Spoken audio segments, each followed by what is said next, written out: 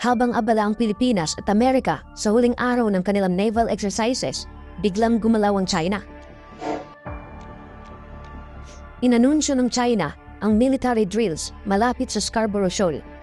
Mula tanghali hanggang gabi, ipinagbawal ng China ang lahat ng barkong pumasok sa lugar.